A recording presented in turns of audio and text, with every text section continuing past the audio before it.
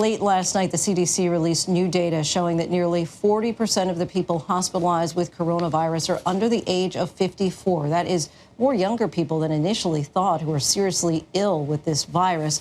For more on that and all the latest public health updates, former U.S. Surgeon General and author Dr. Vivek Murthy joins us now. Doctor, thanks so much for joining us.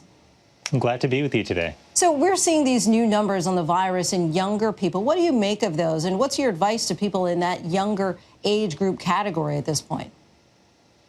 Well, these new numbers about the impact of COVID-19 on young people are telling us that we are still each day learning about the full effects of this virus. And we have to be very cautious about the fact that we're just getting in the know. For weeks now, we've been saying that it is the elderly and people with chronic conditions that are at the greatest risk.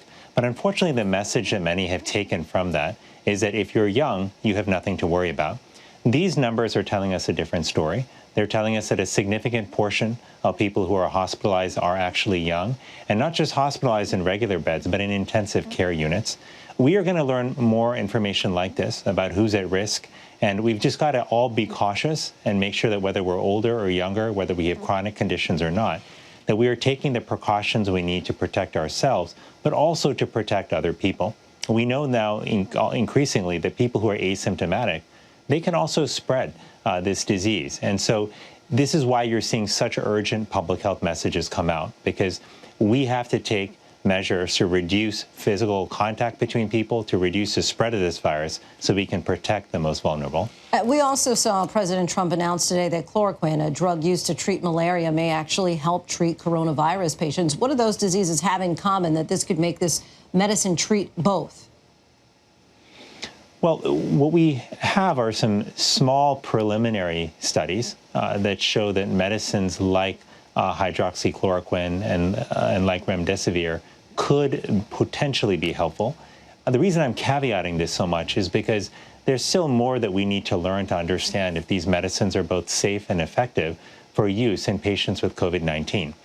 That's why you heard the FDA come back actually during today's White House briefing and caution that we should not assume that these medicines are going to be available to anybody who walks into a hospital. We still need to study them. We still need to understand if they're useful. What the FDA is doing, and what the administration, I think, is deserves credit for, is they are trying to accelerate the study of these drugs. They're trying to accelerate the development of a vaccine. And that's important, because right now we have no treatment or vaccine for this virus. And the sooner we get one, the easier and the more quickly we'll be able to protect the population. And now just a few quick questions that are pretty straightforward, but are likely on many people's minds. As more people start to contract coronavirus, I'm wondering, let's say if I get it, does that automatically mean most likely everyone in my household will get it?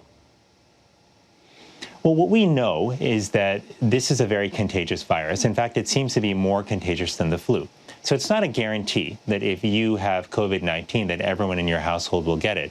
It depends on several things, on their immune system, on how good they are and you are with hygienic practices like washing your hands, covering your mouth with a tissue when you cough, and cleaning off surfaces that could easily get contaminated so that you don't pick them up from that surface. So it depends a lot on your behavioral practices. But I'll tell you that what we do know is that for every one person who gets the seasonal flu, they will pass it on to, on average, 1.3 people.